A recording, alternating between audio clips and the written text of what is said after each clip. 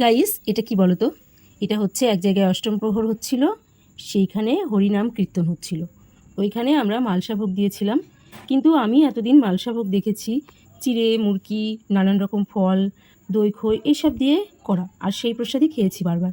কিন্তু এই যে অন্নভোগ দিয়ে মালসাভোগ, এটা আমি কোনোদিন দেখিও নি আর খাইও নি, এই ফার্স্টবার দেখছি।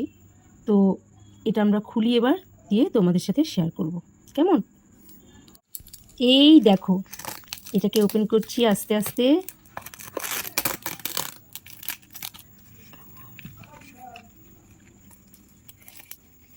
একদম পদ্ম পাতা দিয়ে মোড়ক করা রয়েছে, দারুণ সিস্টেম।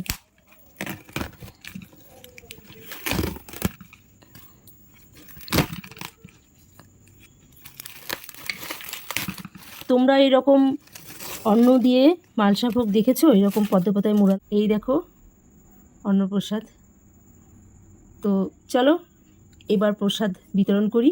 এখানে অন্নভোগের মধ্যে কিন্তু অনেক কিছুই আছে, মিষ্টি, আলুর দম, বেগুন ভাজা, পটল ভাজা, মানে 5 রকম ভাজা আছে, পনির তরকারি, কচুর শাক, মোচা, পায়েস, মালপোয়া, আর এখানে ডাল আছে আর শুক্তো আছে। ডাল আর শুক্তো, অনেক কিছুই আছে। তাহলে এবার খাওয়া যাক।